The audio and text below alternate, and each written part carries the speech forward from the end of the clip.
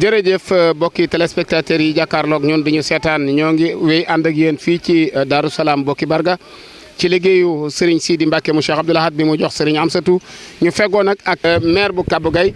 di El Hadj Dame Gaye El Hadj Dame Gaye nag bu ñu ko tuddee xel yëpp danañ dem ci Cheikh Abdoul Ahad Mbacke waaye danañ dem ci Serigne Abdoul Akram Mbacke mi nga xam ne mooy Serigne waa Kajoor tey sowu jant gépp àndandoo mobilisation boo xam ne ëpp na juróom-ñett fukki oto yu àndandoo Serigne Abdoul Akram jiitu maire Serigne Dame Gaye topp ci ginnaaw orienté mbooloo mi bañ agsi fii ci liggéey bi ñu bëggoon a jël ay cadre rek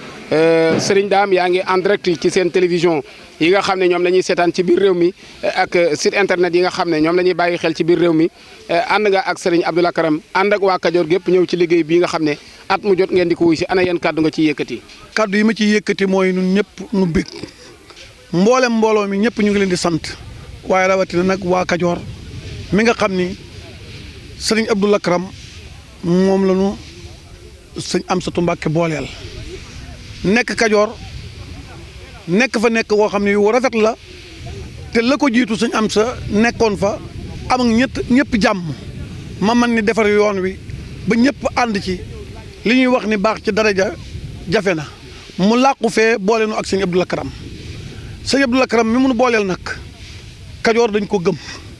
murit yi xaadir yi tiijaan yi boo gisee loolu nga wax juróom-ñett fukki oto ak nangam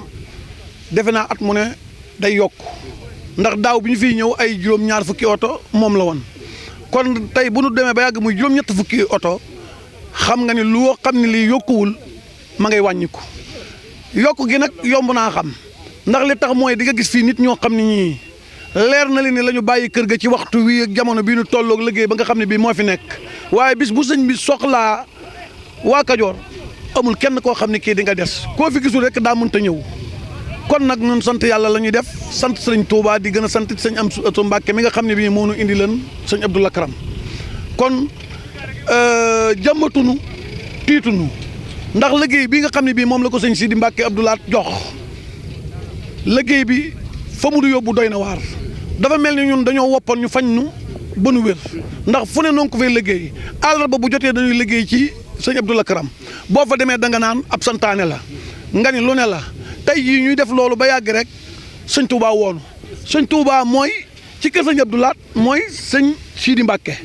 kon bi mu joxee sëñ Amsatou Mbacke liggéey bi mu woo ñëpp waaye nag fii ku fi dikk di nga xam ni sëñ Abdoul Akram dinañu ko fi gën a ràññi yomb naa xam wata boo fi séen rek mu yor drapeau bu weex xamal ni ci ndigalal sëñ Abdoul Akram moo ko fi indi ñeneen ñi itam ku ne ñëw na cheikh si ñu bari woote nañu ñëpp di góorgóorlu waaye nag man fi ma sañ a waxee dëgg-dëgg mooy ci Kajoor gi nga xam ne gi yàlla def na muy Kabou Gaye di kàbbug sëñ Abdoul Ahad ma nekk maire ba 91 ba tey jii kon ñuy sama mbokk di sama lépp kon nit ñi mënuñu leen a fay ñu ngi leen di sant di la gërëm di leen gërëm bu baax a baax jërë ngeen jëf. Maam Aziz Fall